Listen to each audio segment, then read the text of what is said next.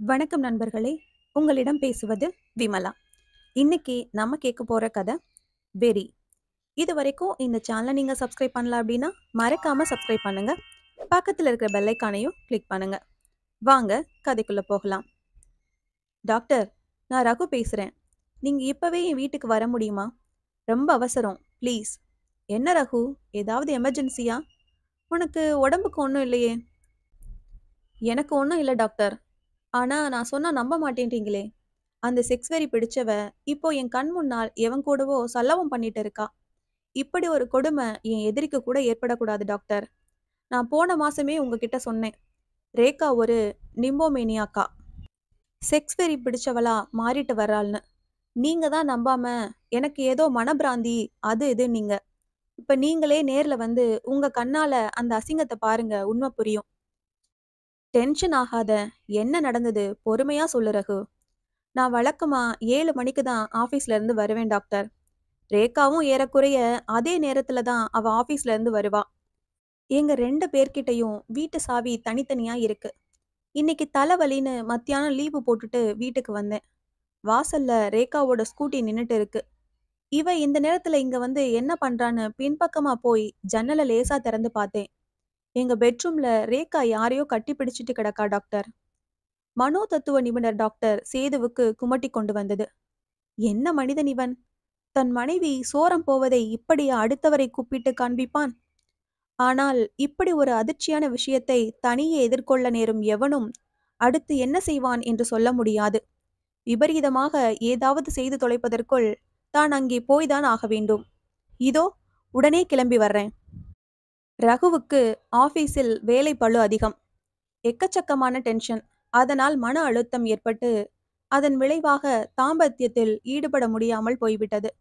கூடவே குழப்பம் மற்றும் சந்தேக எண்ணங்கள் தலை தூக்கிவிட்டன. அது அவனுக்கே தெரிந்துதான் வாரம் ஒருமுறை சைக்கோ தெரபிக்காக சேதுவிடம் வருகிறான். அவர் அவனுடைய டாக்டர் மட்டுமல்ல, நெடுநாளைய குடும்ப நண்பரும் கூட. ஒருவேளை தனது கணவனிடமிருந்து இல்லற சுகம் கிடைக்காமல் தான் ரேகா வேறு வழியை தேடிக் கண்டாளோ என்று ஒரு யோசனை சேதுவின் மனதுக்குள் ஓடியது. டாக்டரின் காரை பார்த்ததுமே தெருமுனையில் இருந்த காஃபி கடையிலிருந்து ரகு ஓடி வந்து வழிமறித்தான். காரை இங்கேயே நிறுத்திட்டு நடந்து போயிடலாம் டாக்டர். ஒரு தர்ம சங்கடமான மௌனத்தில் இருவரும் ரகுவின் வீட்டை நோக்கி நடந்தார்கள். வாசல் கேட்டின் கொக்கியை ஓசைப்படாமல் நீக்கி பூனையைப் போல் மெதுவாக நடந்து பின்பக்கம் சென்று படுக்கை அறை ஜன்னலை அடைந்தார்கள். லேசாக திறந்திருந்த ஜன்னல் வழியே எட்டி பார்த்தார் சேது. ரகு சொன்னது சரிதான். அது உன் மனைவி ரேகா தான்னு எப்படி சொல்ற? என்ன டாக்டர், என் மனைவியே எனக்கு தெரியாதா?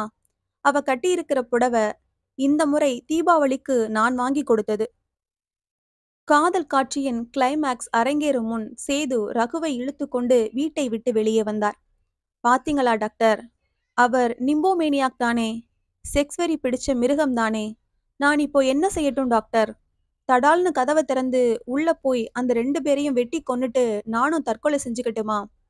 மேலே பேச முடியாமல் வெடித்து அழுதான் ரகு. அவன் தோளில் தட்டி சமாதானப்படுத்தி தெருமுனை காஃபி கடைக்கு அழைத்து வந்தார் சேது. பொறுமையா இரு ரகு, எமோஷன் ஆகாத. அது சரி, ரேகா கூட இருக்கிறது யாருன்னு தெரியுமா? தெரியலையே டாக்டர். அவளோடு ஒன்னா வேலை பார்க்கறவன் எவனாவது தான் இருக்கணும். நான் அந்த ஆளை குறை சொல்ல மாட்டேன். இவதான் சரியில்லை. கொஞ்சம் பார்க்க ஸ்மார்ட்டான ஆம்பளையா இருந்தா ஓவரா இளையரா. வெளியே பார்ட்டிகள்ல அழகான இளைஞர்களை பார்த்தா ரொம்பவே வலியறா. நான் நிச்சயமா சொல்றேன். அவ நிம்போமேனியாக் தான். சேது விரக்தியாக சிரித்தார்.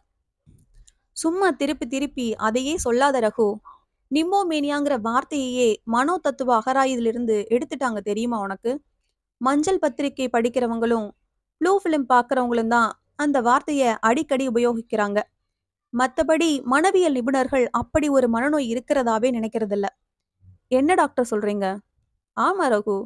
அதிகமான செக்ஸ் ஆசை உள்ள பொம்பளைங்கள நிம்ப்னு சொல்லலாம்னா, முதல்ல எது அளவான செக்ஸ் ஆசை, எது அதிகமான செக்ஸ் ஆசைன்னு வரையறுக்கணும் இல்லையா? உண்மையில் செக்ஸ் உணர்வ அப்படி வரையறுக்கவே முடியாதுன்னு மனவியல் சாஸ்திரம் சொல்லுது. அப்போ இங்க நாம பார்த்த காட்சிக்கு என்ன அர்த்தம்? ரகு, நிஜத்தை எதிர்நோக்க கத்துக்கணும். உன்னால அவளுக்கு தாம்பத்திய சுகம் கொடுக்க முடியல. அவளும் பாவம். எத்தனை நாளைக்கு தான் காத்திருப்பா? ஏதோ தன் வழியில சுகத்தை தேடிக்கிட்டா. அவ்வளவுதான். ரேகா ஒரு சூழ்நிலை கைதி. புரிஞ்சுக்க. இருந்தாலும் இது அவ எனக்கு செய்யற துரோகம் இல்லையா டாக்டர்? ரேகா செஞ்சது சரின்னு நான் சொல்ல வரல. சந்தர்ப்பவசத்துல சாதாரணமா நடக்கிற தப்புதான்னு சொல்றேன். ராத்திரி நேரடியா ரேகா கிட்ட இத பத்தி பேசு. உன்னை மன்னிச்சுட்டேன். நடந்தது நடந்ததா இருக்கட்டும். இனிமே இது மாதிரி பண்ணாதேன்னு சொல்லு. அல்லது நீயா முன்வந்து அவளுக்கு விவாகரத்து கொடு.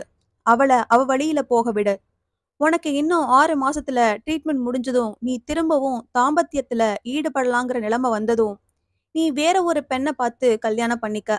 உனக்கு இப்ப 34 வயசு தானே ஆகுது. டாக்டர் செய்து போன பின்பு ரகு கால் போன போக்கில் நடந்து போய் அருகில் இருந்த ஒரு பார்க் பெஞ்சில் உட்கார்ந்து நெடுநேரம் யோசித்தான். மனம் கொஞ்சம் தெளிவானது. முதல் கட்டமாக ரேகாவை மனதார மன்னித்தான். மனம் லேசானது. வீட்டுக்கு கிளம்பினான். வீட்டில் மதுமிதாவும் அவள் கணவனும் அவளது வருகைக்காக காத்து கொண்டு இருந்தனர். மதுமிதா ரேகாவின் தங்கை. என்ன ரகு, மதுவையும் கிரியையும் விருந்துக்கு கூப்பிட்டதை மறந்துட்டீங்களா? கிரி நாளைக்கு துபாய் கிளம்புறார். காலையில 5 மணிக்கு ஃப்ளைட். 2 பேரும் ரொம்ப நேரமா உங்களுக்காகத்தான் காத்துட்டு இருக்காங்க. உங்க ஆபீஸுக்கு ஃபோன் பண்ணி பார்த்தேன். அப்பவே கிளம்பிட்டதா சொன்னாங்க. எங்க போயிருந்தீங்க ரகு? வெறுப்பு வழியும் ஒரு சிரிப்பை ரேகாவின் கேள்விக்கு பதிலாக்கிவிட்டு வந்தவர்களை சம்பிரதாயமாக வரவேற்றான் ரகு. ரேகா ஏற்பாடு செய்திருந்த தடபுடல் விருந்திலோ அவள் அந்த புதுமண தம்பதியை அடித்த கிண்டலிலோ அவன் மனம் சிறிதும் ஒட்டவில்லை. அவர்கள் போன பின்பு ரேகாவிடம் எப்படி பேச்சை ஆரம்பிப்பது என்பதிலேயே அவன் மனம் குறியாக இருந்தது. மதுமிதா ரேகாவிடம் விடை பெறும்போது ரகு வாசற்கதவுக்கு அருகில் நின்று கொண்டிருந்தான். மது கண்கள் கசிய ரேகாவின் கைகளை பிடித்து கொண்டு நெகிழ்ச்சியாக பேசினாள். ரொம்ப தேங்க்ஸ் அக்கா. நீ செஞ்ச உதவிய நான் என்னைக்கும் மறக்க மாட்டேன்.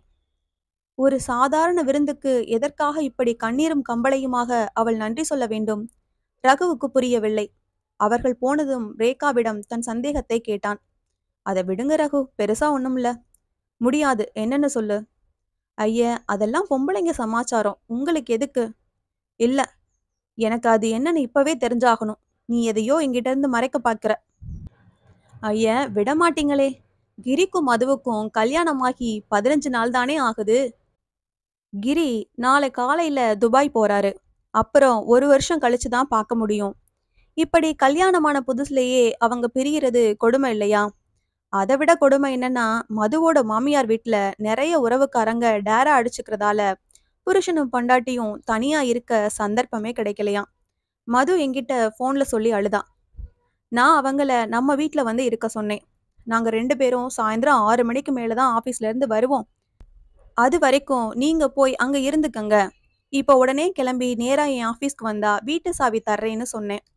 வேணாண்டி, உன் ஹஸ்பண்ட் ஏதாவது தப்பா நினைச்சுக்க போறாருன்னு தயங்குனா. சச்ச, என் ரகு மாதிரி ஒரு ஜம்ம இந்த உலகத்திலேயே பார்க்க முடியாது. இதை கேள்விப்பட்டார்னா நல்ல காரியம் பண்ணினேன்னு என்னை பாராட்ட தான் செய்வார்னு சொல்லி வற்புறுத்தி அவகிட்ட சாவியை கொடுத்தேன். அவங்க காலையிலேயே வீட்டுக்கு வந்துட்டாங்க.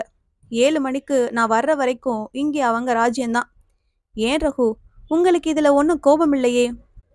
ரகுவுக்கு படபடவென்று வந்தது. அது இருக்கட்டும் ரேகா, நீ ஆபீஸ்ல இருந்து ஸ்கூட்டில தானே வந்த? இல்ல ரகு, கிரியும் அதுவும் என்ன ஆபீஸ்ல வந்து பார்த்தபோது அவங்க கிட்ட ஸ்கூட்டியை கொடுத்து அனுப்பிட்டேன். நான் ஆட்டோல தான் வந்தேன். மது இங்க வந்து உன் புடவையில ஏதாவது எடுத்து கட்டிக்கிட்டாளா? இருக்கலாம். மதுவும் கிரியும் காலையில ஏதோ கல்யாணத்துக்கு போயிருந்தாங்க போல. மது என் ஆபீஸ்க்கு வரும்போது பட்டு புடவையில இருந்தா. அதனால வீட்டுக்கு வந்ததும் என் புடவை ஏதாவது எடுத்து கட்டிக்கிட்டு இருப்பா. ஏன் இப்படி துருவி துருவி கேக்குறீங்க? உங்களை கேட்காம அவளுக்கு இங்கே இடம் கொடுத்தது உங்களுக்கு பிடிக்கலையா? தாபத்துல தவிக்கிற தம்பதிக்கு ஹெல்ப் பண்ணினா அவங்க மனசார வாழ்த்துறதுலயே உங்க குறை சீக்கிரம் குணமாகிடும்ல.